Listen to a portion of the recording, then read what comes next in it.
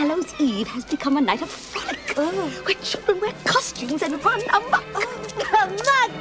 Amok, amok, amok, amok, amok.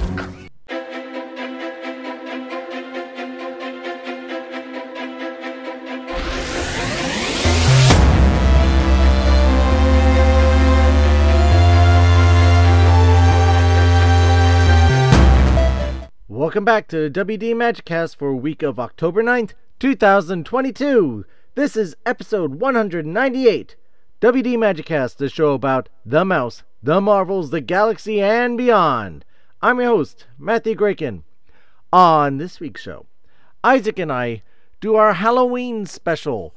We discuss not one, not two, but three movies. The first two are the Hocus Pocus 1, Hocus Pocus 2, and the third is Werewolf by Night, all available on Disney+. We'll be back after these words from our friends and sponsors. Well, hello there. I hope you're enjoying this week's episode of the Disney Marvels podcast. If you have a little bit of free time and you'd like to check out something a little bit different, I encourage you to listen to the Chat Disney podcast. My name is Mercedes and I am one half of the Chat Disney podcast. Myself and my friend Tash are both based in the UK and we give a female British view on all things Disney, from parks, movies and even more. Check out the Chat Disney podcast at chatdisney.co.uk. And now, on with the show.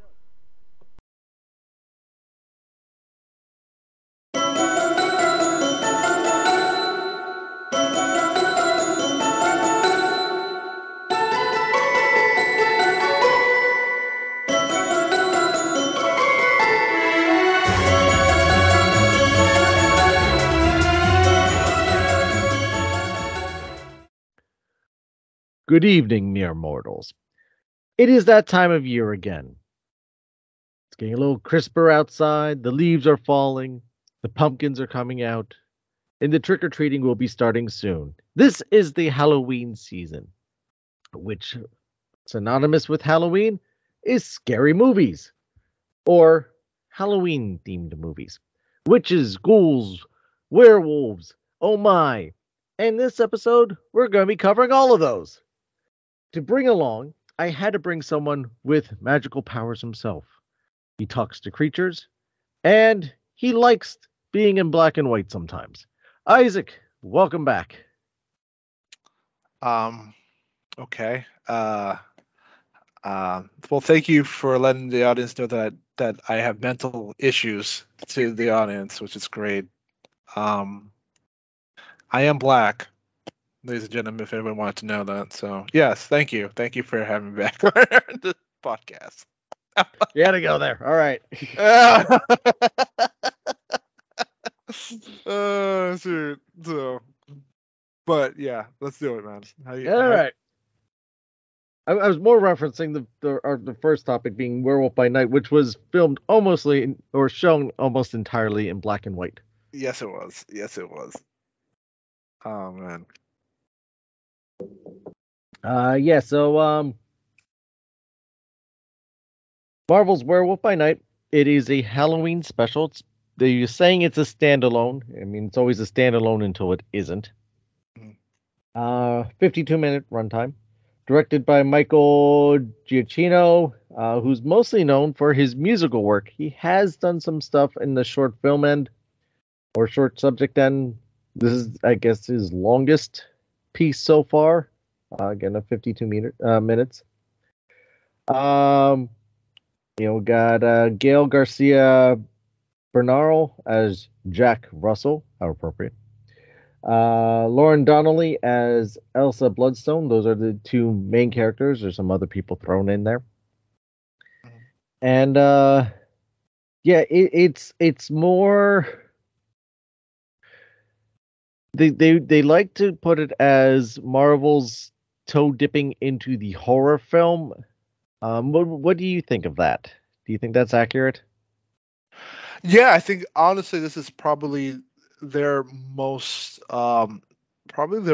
mature I don't want to say going into rated R territory ish, but this has been their most violent Marvel property to date, if you really think about it. Granted, it was in black or white, but I feel like a lot of the stuff that they showed, I noticed right off the bat, felt very, very up your face visceral. Normally Mm-hmm. now, normally like let's take a great example in terms of Doctor Strange, the Multiverse of Madness, and how that was horror esque.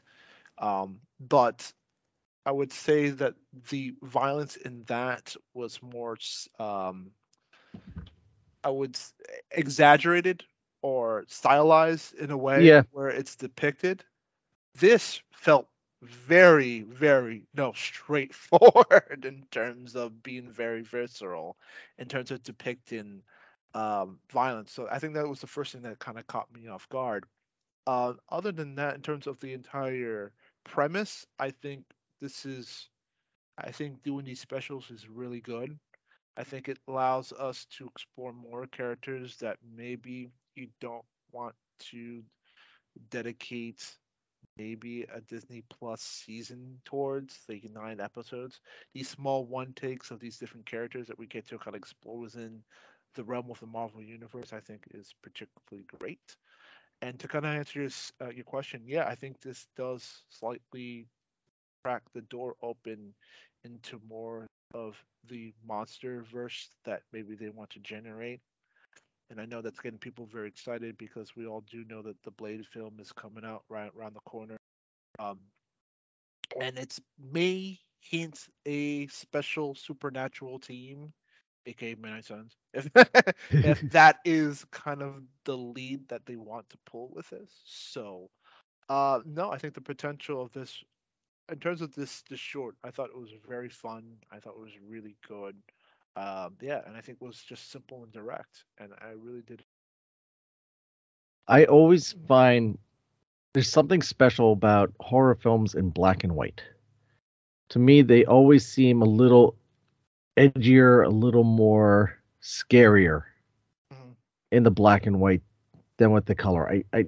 Something psychological. It may just be me, but the fact that this was in black and white just gave it that slightly grittier, slightly ominous feeling. Yeah, And I think it played out well.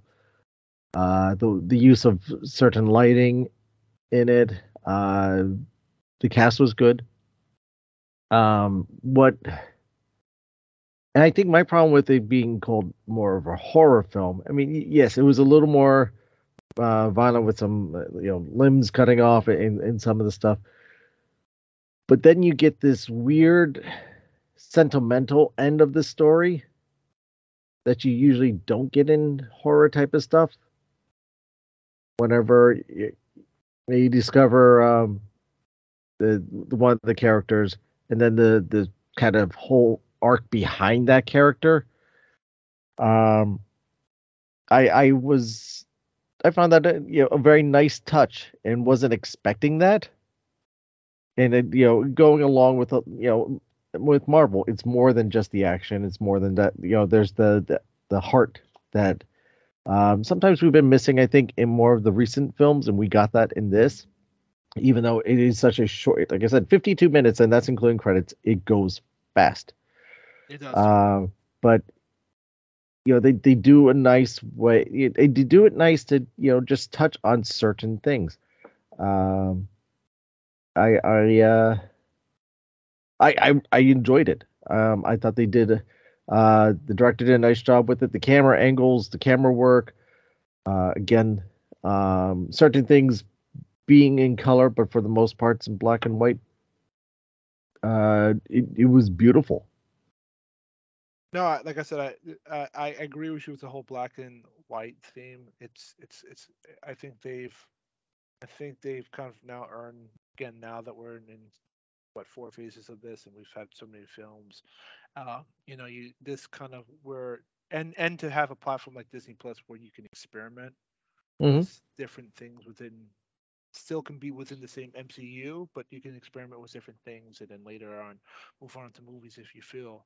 I think it's a great testing bed again to throw out new ideas and like I said earlier, to introduce new characters that may not deserve don't okay, it's not worth flipping the bill for a 10 episode arc, but No, maybe good enough for a one episode, just like a special off. And I think introducing these specials is probably good and probably less expensive on Disney's part right now in terms of budgets are concerned, in terms of the money they're flipping on a lot of these other stuff. So to right. know that they have something really simple and really a nice, a very nice contained story too, because I think again, I feel like we have mentioned this a lot on your podcast, is that sometimes with Marvel shows, um, sometimes the beginning, middle, end doesn't really stick the landing. Sometimes it doesn't. It gets really wobbly, and sometimes it doesn't end. Here, this is a very consist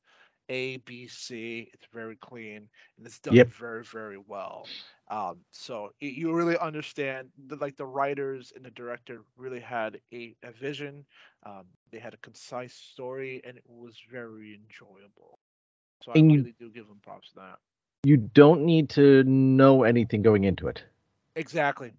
That's That's actually key. really big, especially for us old heads right now. That like there's like you don't really have to know any references to past MCU films to really know this is just new character right off the bat. You know it within an hour, and no, that's actually really telling. That's really really good. Yeah. So I think they did hats off to them for taking that gamble. And for me, I think in the end it pays off. I think this is something that every October I can go back to and enjoy. I mean, I don't know again how you feel on that, but for me,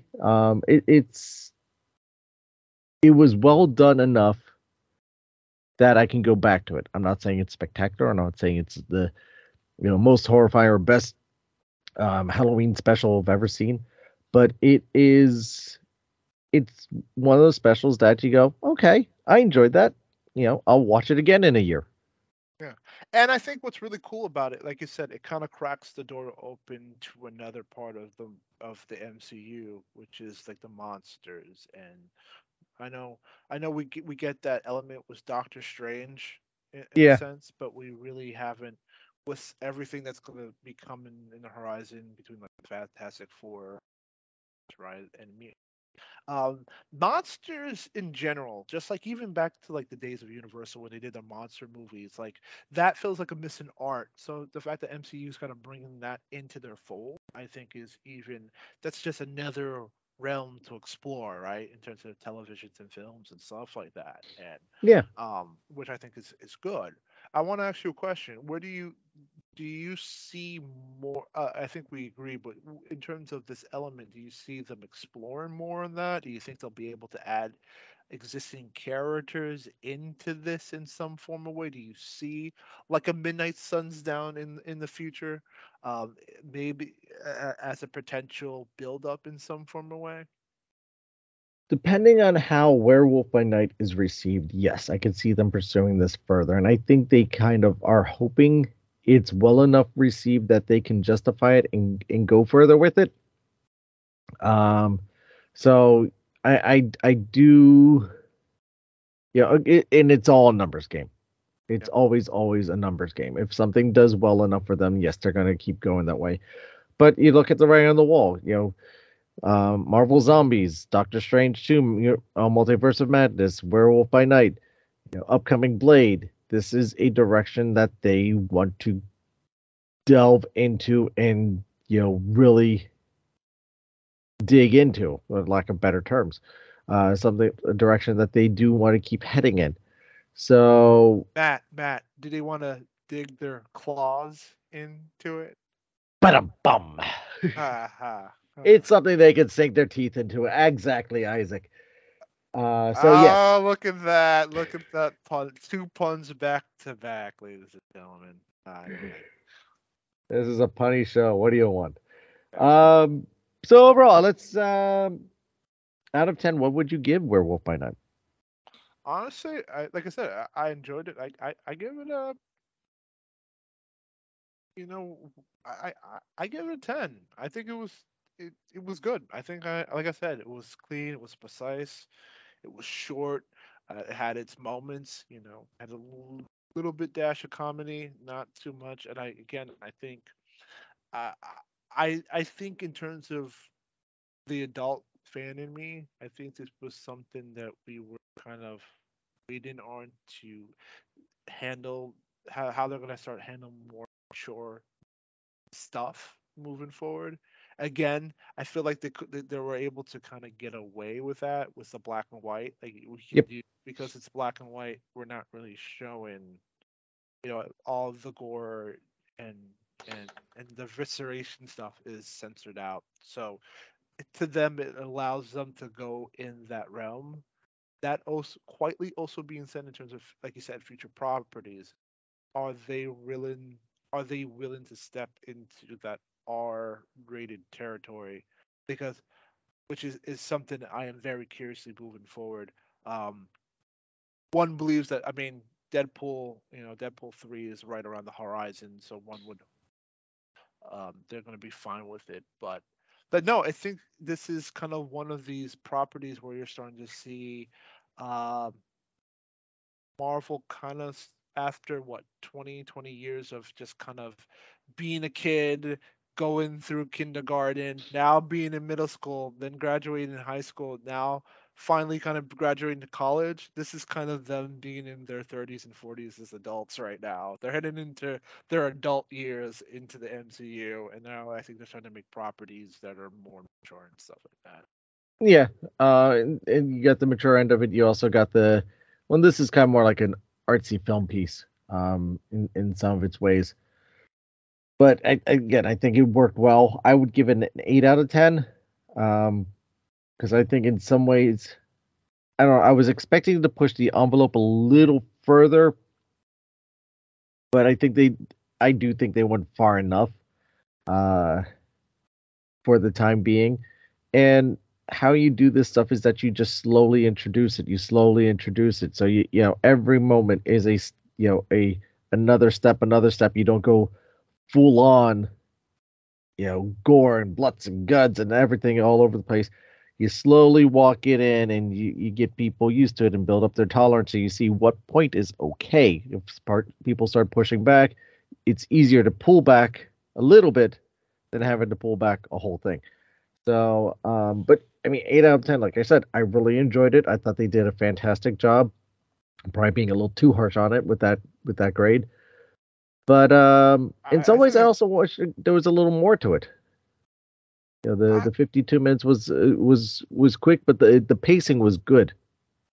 Yeah, I think again, like I like these shorter stories. I think again, Marvel can explore lesser tier characters with these, and then kind of fit them into where they need to be in terms of the MCU. And I think, like, where again, if this was a 9 episode arc, probably would feel a little bit different. I don't know exactly how much you can get into or how you would be able to explore into it. But again, like you said, the fact that this at the moment is not really part of the MCU, but its own standalone story that you can kind of digest and just go into. It feels good. It feels good. I think Werewolf by Night is, again, this was a an episode that I really didn't know how I feel about, and I didn't know exactly how it was going to fit into the whole canon. Now the fact that we watched it, it was done really well. Yeah, I applaud them for their effort on it, and I'd like to see more like this. Um, so moving along to their next horror aspect, something that really terrifies people. I have a trio of witches I want to talk about. And unless if there was something more that you wanted to marinate on Werewolf by Night. No, I'm good. I am All good. right. Let's talk about Let's the do it. witches. Let's talk about 1993's Hocus Pocus. Yes, it's 93 and 2000. This is 2002. We're talking about a 25-year-old movie. But that's okay. Actually, it's older than that, isn't it? My goodness. But we do random reviews at this, but there's a reason because Hocus Pocus is not, a done franchise yet. So the original movie coming out in 1993 with an hour and 36-minute runtime, directed by Kenny Ortega. Yes, that Kenny Ortega who did around the time he did Newsies, and he's also most probably best known for his High School Musical 2, High School Musical 3, Descendants, etc. He's done a lot for Disney as far as directing, even though he's a choreographer. Starring Bette Midler as Winifred, Sarah Jessica Parker as Sarah, and Kathy Najimy as Mary, Omri Katz as Max, Thora Birch as Danny, and Vanessa Shaw as Allison. So you get quite a bit of a interesting lineup of actors and actresses. There's an interesting story how Bette Midler got involved, but we will leave that maybe for later. This has become one of those cult classic followings that didn't do so well when it first came out, but it's kind of hung around and grown legs afterwards to the point that Disney started introducing these characters into the theme parks for their Halloween shows and specials, and it had a lot of popularity. So I watched this movie at one point in the 90s. I remember seeing it and going, okay. But I, give everything a chance. I watched it again and it was okay. Have you seen this movie in the past since it's come out, or did you just watch it for the first time for this episode? No, I've never watched Hocus. I've known about Hocus Pocus back in the past, but it was never one of the movies that I've ever gravitated towards when I was young. But I've known that existed. So, um, but like you said, just like I've had friends that had cult followings that really enjoy watching that film. So, yeah, I can't say as a kid that was one of the films that I watched back in the 90s. But again, I had the opportunity to watch it over the weekend. And I have to say, I'm not a big fan of this film. Moving forward. Oh man. The thing that I took away from this film is that this movie didn't ruin the lives of both either Bette Midler, Sarah Jessica Parker, or Kathy Najimy, because clearly all three of these women went on to have fantastic careers. Clearly, everybody knows Sarah Jessica Parker went on to do Sex and the City, fantastic. Kathy Najimy went on to do My Big Fat Greek Wedding, and Bette Midler's Bette Midler, so she's kind of done her thing. But I it was just such a bad film for, I guess, for 1993 standards. It was just awful. Like first of all, like I, I'm not a big fan of Max, which is clearly the protagonist of the character. He's such a nerd. Like he's such a nerd. He takes it to a new level. He takes nerd to such a new level, and he's such a useless character. He gets his butt whooped pretty much all throughout the entire film. Like he gets his butt handed to him from witches, he gets picked on, he gets shut down by the hottest girl in school. I mean, Yet he still ends up with her. yeah, which doesn't make any sense. I mean, even Danny has more cojones than his little brother, and even the little sister, played by Thora Birch, which I thought she was adorable, film takes a Which is shot at Danny. her, which is Danny, takes a shot at him, like takes a shot at his virginity. Like that. Let me even speak on that too for a little bit, because you notice how that's like a poor gag. Yes. They go after this kid's virginity, which is like one. It's one of two things. First of all, one, I can understand why he's a virgin because he's a nerd, and then two, like why are they taking a shot at this poor kid for just being a virgin? I feel like that's totally wacky at the end. Like I feel like that's just kind of weird, don't you think? To kind of like I everybody thought picking that on was him like for that. an unnecessary part of the writing. Like, what? It's a weird gag. It's like a weird jab. It didn't need to be in there. You could have done the film fine without having to include that in whatever part. And even this, just to jump ahead a little bit for the second one, they even tried to clean that up and they still had trouble with it. It's like, well, we probably shouldn't have put it in there.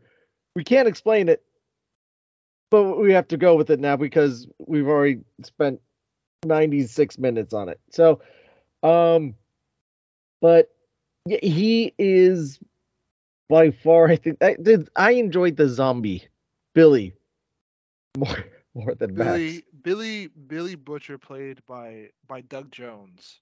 For people who don't know, this guy is pretty much amazing. He does a lot of like aliens prosthetics, that people do know about that.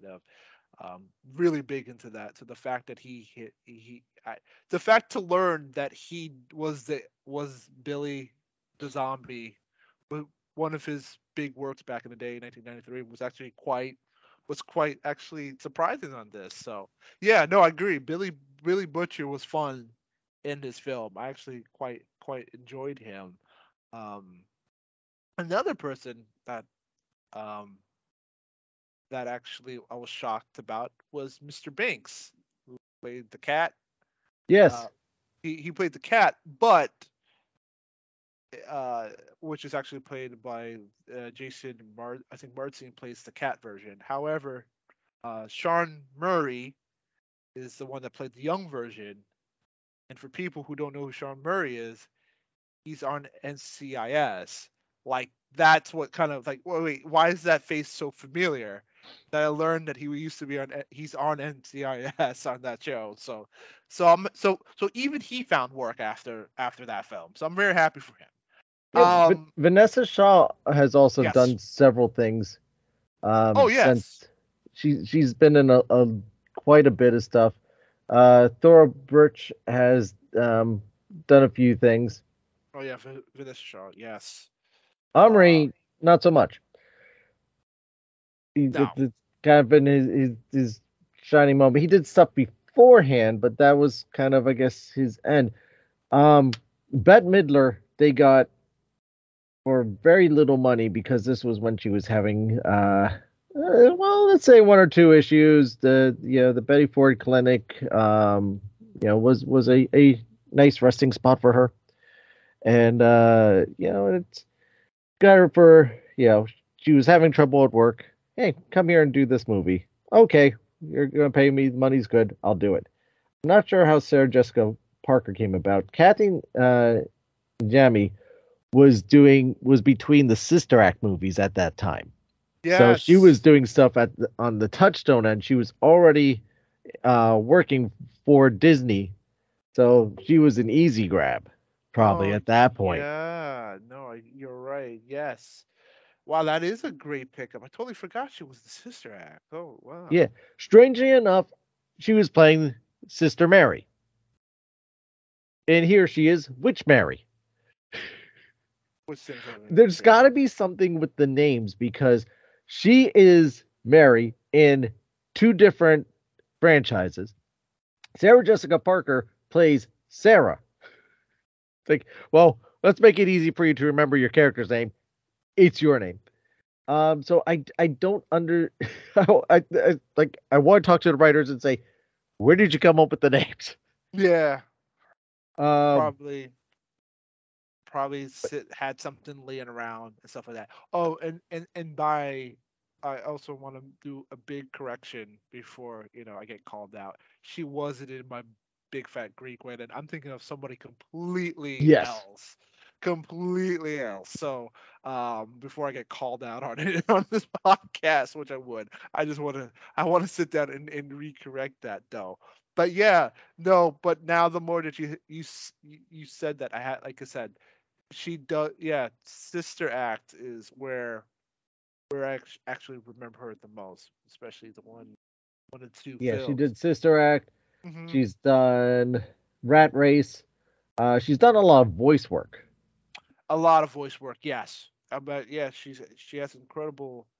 Between American Dad, Rise of Ninja Turtles, Robot Chicken, Elena of Avalar, The Rocketeer, animated series for Disney Plus, Disney Channel, um, Disney Junior, Rapunzel. She was in. She does the mother in Rapunzel.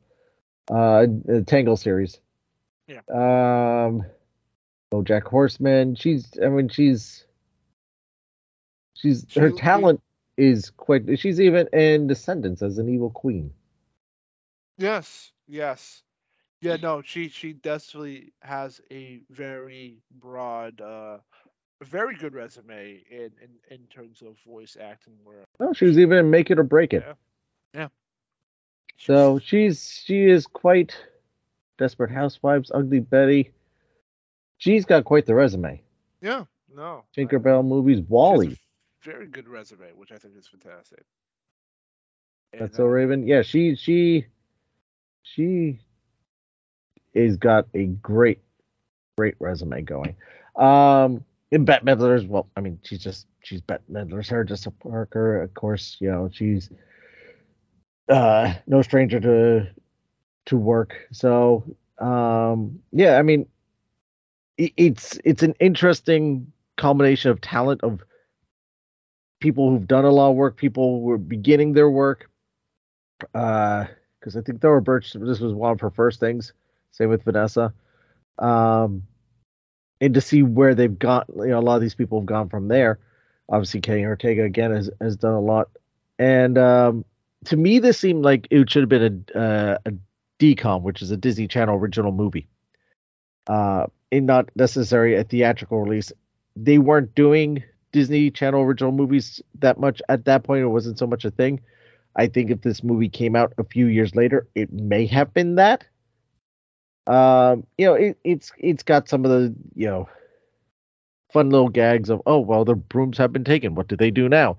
One's on a vacuum cleaner, one's on a mop, and another one's on a she had a broom. she had the broom. She had the broom, but the other one was on a mop, and the other one was a vacuum cleaner. Pretty much, yeah. It's just those goofy gags that was thrown in there. Like you get your goofy gags. You get the yeah. It was goofy and corny, and the pacing was just all over. I felt like the pacing was just weird and all over the place, and yeah, I just like, oh my god, and he just felt. I just felt stupid, and the parents were stupid too. I like the Always. parents. The parents are usually always stupid in these films. They're like, you see your kid not having shoes. It's like, I guess the kid didn't wear shoes to go to school. Like, Did really, he not wear shoes today? Yeah, like the parents are always stupid in these films. So it's like, my lord. I mean, I get it. It was the '90s, but it was completely terrible. Although, like I said, Vanessa Shaw was fantastic, was beautiful then, and she's beautiful now. Like, Yep. woman looked way too older for herself.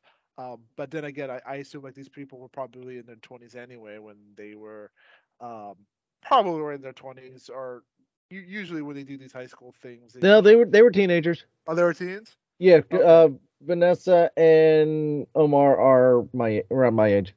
Yeah, okay. So they're all right. Fair, totally fair enough. Um, yeah, just oh god, all types of corny. All incredibly types of corny, and then the goofy running gags, and the stuff like that. Uh, it's like, oh gee, It starts off fairly ominous, and then it just kind of goes. It doesn't take itself serious after that. yeah. Um, It has all your tropes. Yeah. It has all your goofy tropes. Tropes, stereotype. Yeah, Bullies, it hits stereotypes. the little notes on everything there. Mhm. Um,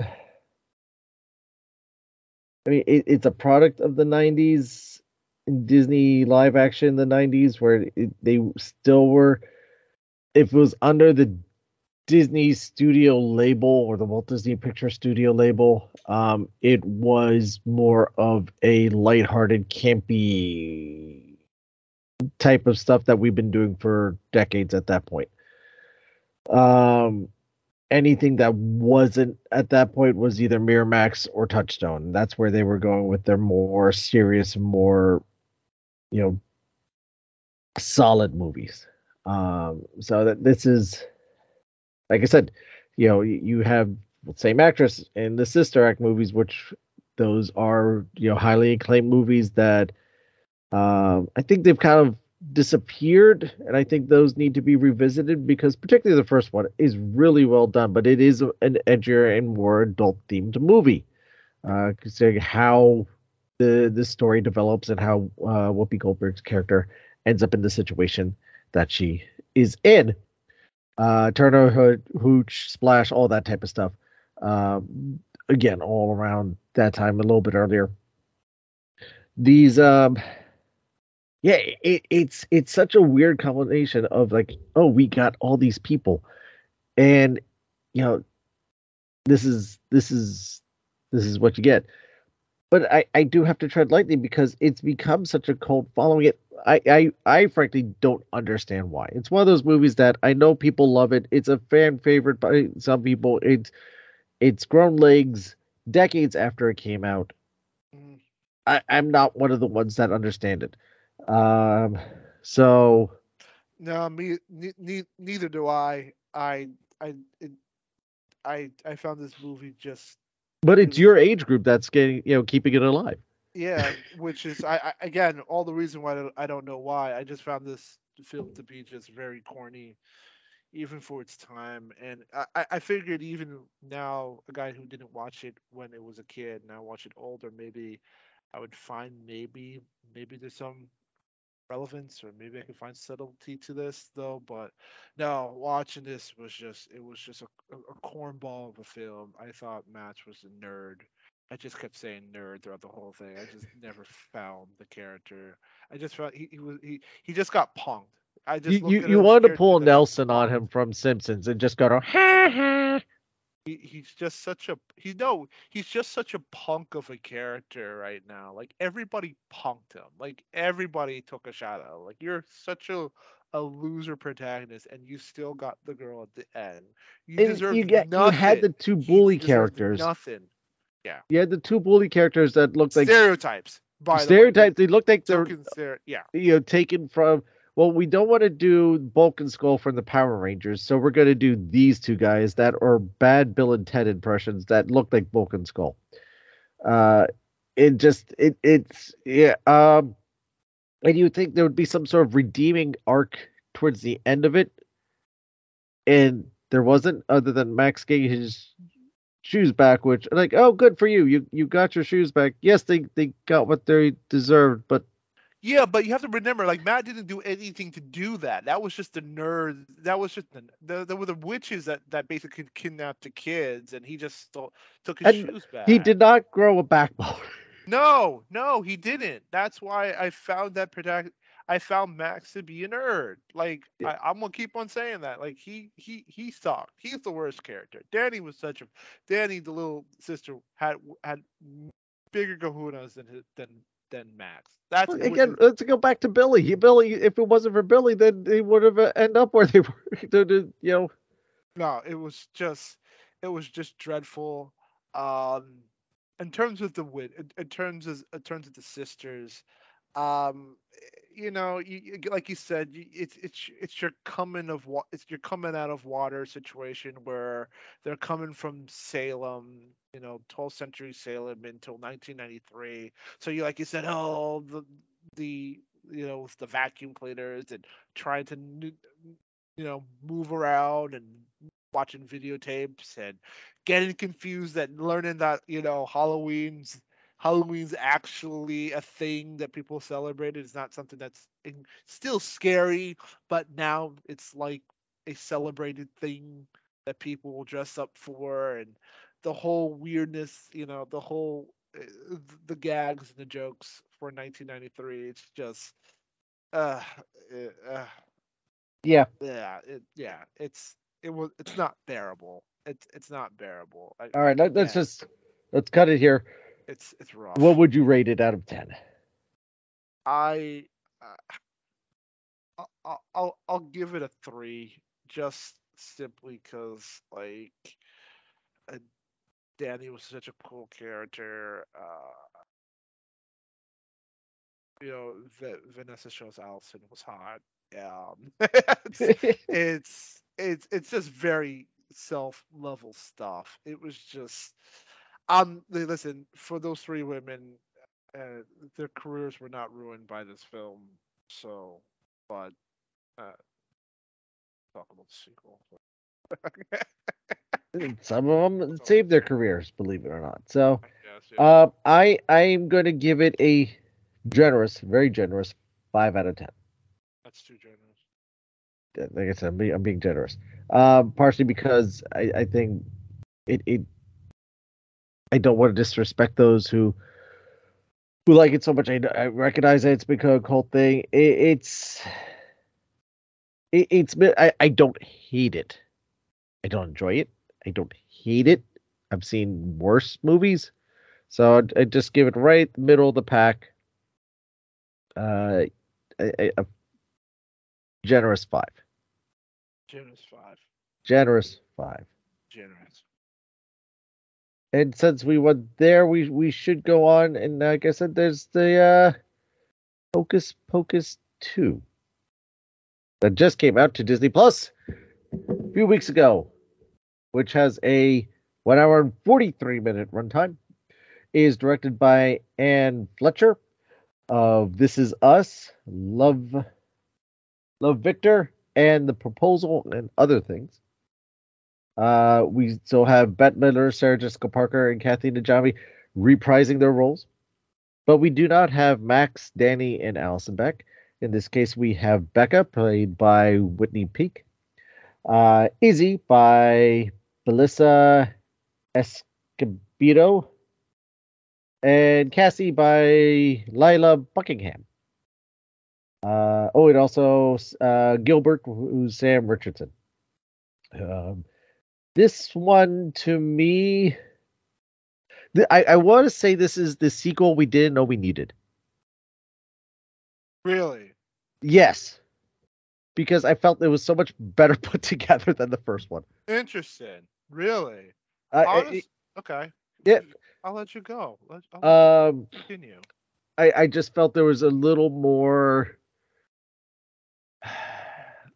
attention played. Like, we actually want to include a little more story to it instead of just here's a situation, go.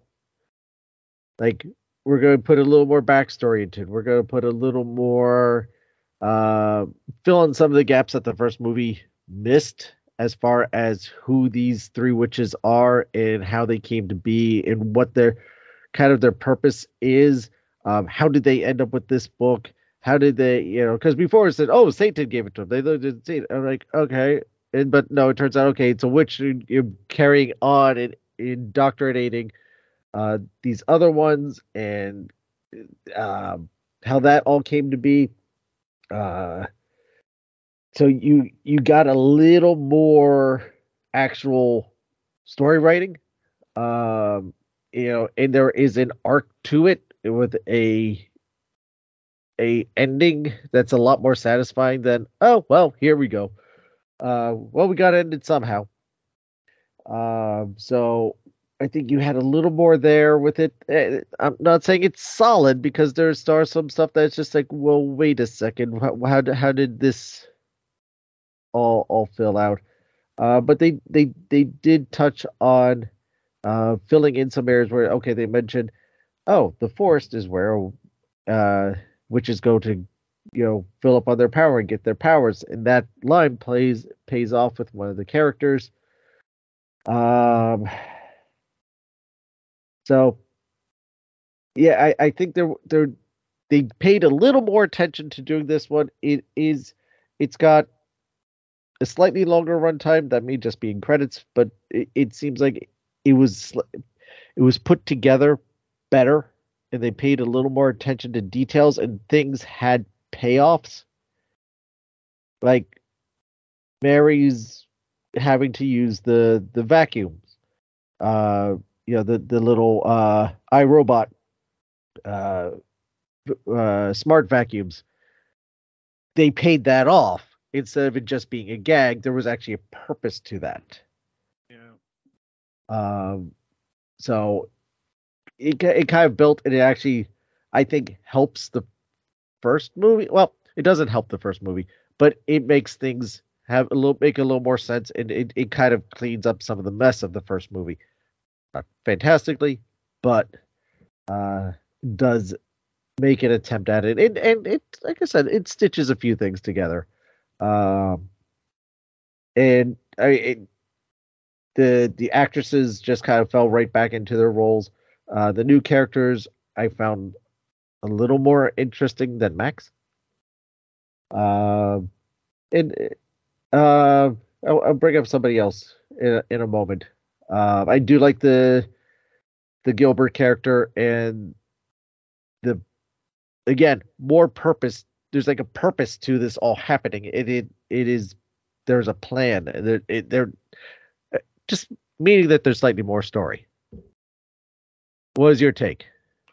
Wow, my take in terms of the film, yeah, I feel like it was the exact same plot as the first one. Like Okay. literally recycled in certain areas. I will give you credit though, they did try to add a little bit more backstory between the witches and how they came to be. They tried to create a nemesis and why they were there. Which if that were honestly the case, I don't know why they didn't go after him in 1993 when Tony Hale's character, who plays Mayor Trasky, was like a little kid at that point. If that's so the enemy that you ruined your life, you would think you would want to find that person that said ruined your life. So that Well, felt a little that was a good weird. question, and he was the That guy is a that little weird.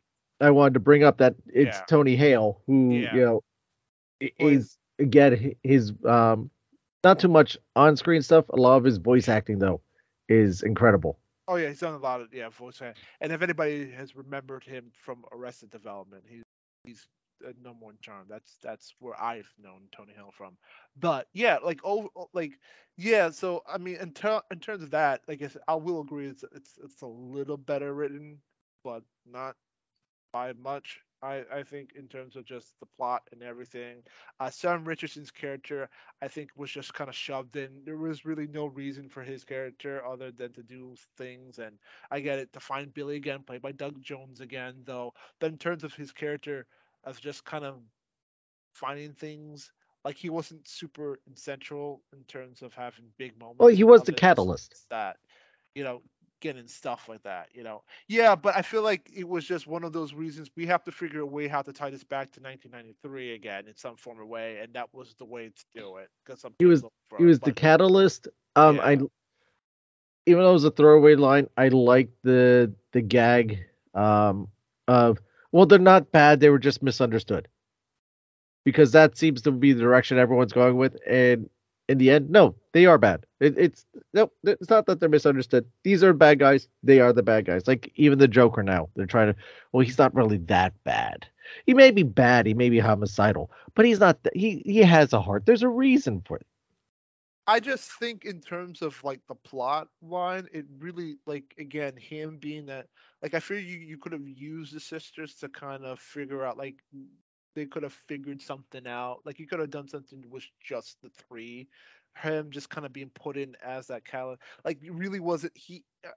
Like, again, I have nothing against Sam Richardson. I've seen him in other stuff too, where he's fun. But in terms for this film, he was kind of just there, honestly, Oh, to true. do something. Like, honestly, I feel like you could have done something a little bit more with Leela Buckingham in some form, because again, she wasn't really in most of the movie until at least the third act, and just to kind of play the whole sisterhood bond thing. Like I thought that was gonna be, I thought they were gonna play a little bit more onto that three, which they kind of did, but maybe not to the bigger effect I thought they would. Maybe because of the Disney budget. This is a Disney Plus uh film, but yeah, it literally is the same exact movie from beat to beat, with maybe a little things here and there. Again, another fish out of water story, again in repeat.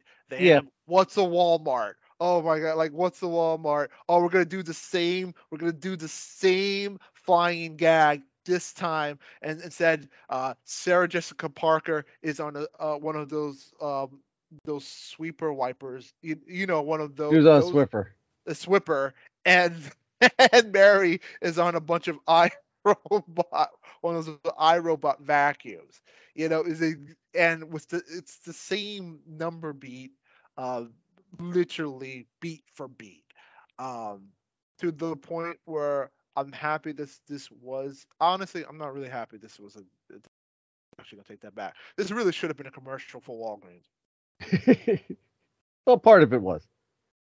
It really, if you have given me this as a commercial for Walgreens, like a 2-minute commercial, if it was a Walgreens commercial, I would be like, oh, okay, great. That movie wasn't great, but it's deserving of a commercial. I think that's totally not bad. But someone thought this would be a movie because, like you said, it has a cult following to it, and yeah, again, like I said, it's a little bit better, but not by much, in my honest opinion. So yeah. I didn't say it was hugely better. I mean, Well, the original one. You did give the original one a 5, which I think you're being way too generous. Well, I said it was a generous 5. I did say it was a generous 5. The original one had a budget of $28 million estimated. Oh, really? Wow. I'm trying to figure out, and I can't find it, what the budget for this one is, and it's not released. I don't think Disney Plus gives out budgets. Sometimes they do. Yeah?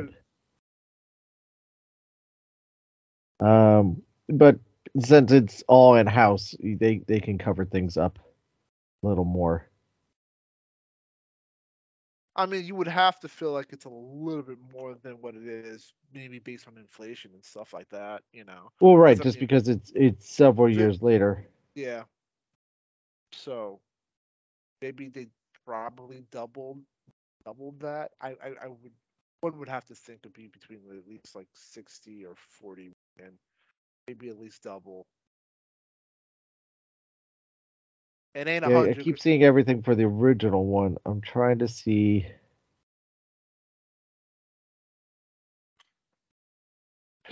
All I could say, it better not be. Well, I think we can comfortably say it's not over 100,000. 100,000. No. So apparently, actually, it has the same $28 million budget as the original. Okay, that makes sense, and not a cent more. All Nope. right, that's a very expensive Walgreens commercial. I'm sorry. Well, what do you think they got the $28 million from? Probably. Yeah, you're probably right, but yeah. I've never. I mean, it depends. Again, it's another fish out of water story again, and to kind of throw the same plot at people twice, it's just like, whatever. It's not really that clever. It's a goofy, again. At the end of the day, it's a goofy Halloween film that you can put in the background to maybe entertain your kids. And yeah, that's pretty much it. I really took away from this. Yeah, they tried throwing a lot of the same gags in a new form and fashion, and some were okay, other ones still didn't hit. If you, I'm gonna, I guess, paraphrase it. If you love the first one, you'll love the second one. I don't know why. I don't know. Hey, that's not for me to decide if someone loves a movie or not. Every movie out there is someone's favorite movie. You're absolutely correct. There are stupid movies that people don't understand why I love, and I love dearly. So you're absolutely right. But in terms for this film, I just um I'll be nice, and if you're gonna do ratings, Yes. I would slightly bump it up to a 4. This would be a 4 film. Again, to me, it felt like purpose cat litter uh, film again, but I yeah, just thought the same exact plot over and again. Nothing really new was added other than special effects and stuff. Yeah, I Maybe mean, a little better story. Not nothing. a little bit. Um, I going along the same lines, as generous as the 5 was to the original, I'm going to generously give this one a 6, because again, it is a semi step better. It is a step up. I'll give it that. It is a step up. As far as how things are panned out and done. But it is it doesn't do it for me. Neither of them really do it for me. Are these movies that I'm going to go back to? Probably not. My kids weren't even that interested in them. So it's my one son watched the entire second one. The other one kind of gave up and actually no, my daughter watched the entire second one. My boys partway through got up and left. The first one they said, it was all right. And that's coming from the target audience. I didn't show them Werewolf by Night because it was something I wanted to make sure I watched first. May I show it to them? Maybe. I think they would actually be a lot more interested in that one. And as we said, it is out of these 3, our pick for your Halloween, if you want to get something into the Halloween spirit, Werewolf by Night is the one to watch out of these 3 that we're reviewing during our Halloween special.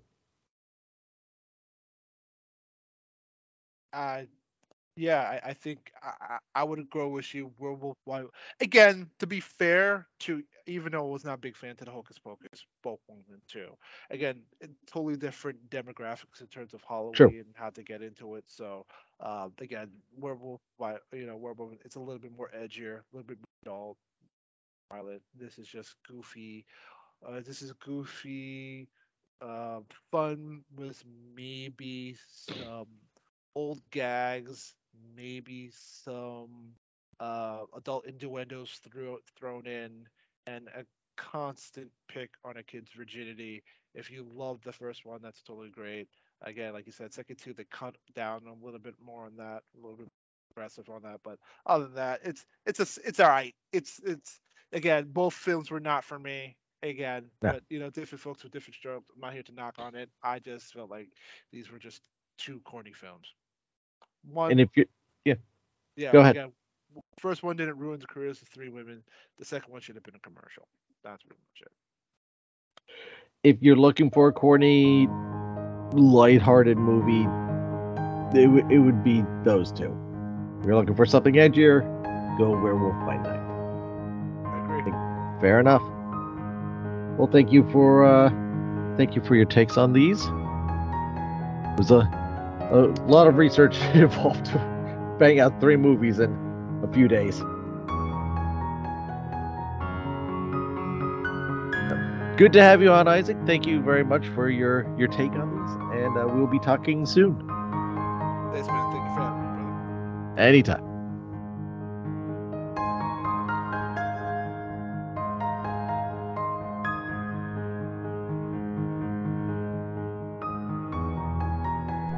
Thank you again for listening, everyone. Thank you, Isaac, for joining us. What did you think? Join the conversation. Let us know what you thought of these 3 Halloween pictures now available on Disney+. Our main Facebook page is facebook.com/WDMagicCast. On Instagram, TikTok, and Twitter, we are at WDMagicCast. You could also make sure to subscribe to our YouTube channel where you can catch the audio feed here of the show, plus some other stuff that will be coming out shortly. You can leave a voice message through the Anchor app and or Anchor.fm website. Be heard yourself on the show. Or record a message electronically on your smartphone, tablet, computer, and email it to the show at email@WDMagicCast. Remember, 200th episode is just a couple of weeks away. Please be part of it. We'd love to have you on. Send your messages to the email @WDMagicCast. You can also email us any questions or suggestions you may have to that address as well. Links to all these are in the show notes. I want to thank you for your time. I know how little time we all have, and the fact that you get to spend we get to spend some of this together truly means a lot to us. We really appreciate it. If we could just ask you, please spread the word. Share the link on social media. Go on to Apple Podcasts and Stitcher and leave us a review. We have all 5-star reviews at the moment. Truly, we are blessed that this is the case. Keep them coming, though. We need more. The more that you put in there, the more that Apple and Stitcher will promote our show for you. Doesn't that make it easy? You spend about 2 minutes and they do the rest of the work. So go on there. Also, share it out on the social networks too. Do both. Do both, please. Because the more people in this Disney family, the better. Walt believed in a big Disney family. So do I. Don't forget to subscribe to the show while you're at it. This way you always know when new episodes are posted. While you're at it, consider becoming a premium subscriber. Truly help the show out that way. And you can do this over at anchor.fm/WDMagicCast/support or find us on our Patreon page. You can also check out some of the merchandise. You can get yourself some cool WD Magiccast stuff in the shop. Links to all these are in the show notes. Because remember, this show is brought to you by listeners like you. Let's go with the ancient Japanese proverb. In Japan, broken objects are often repaired with gold. These flaws are seen as a unique piece of the object's history, which is why it adds to its beauty. Consider this the next time you feel broken. Be your own hero, never give up, and never give in. I'd like to end this week's show with a quote from Walt Disney himself. We developed so many talents as we went along. That is why I lay awake figuring out how to use them. That's how we became so diverse. It was a natural branching out. And that's Walt Disney. Thank you again for listening, everyone. And I'll see you next time.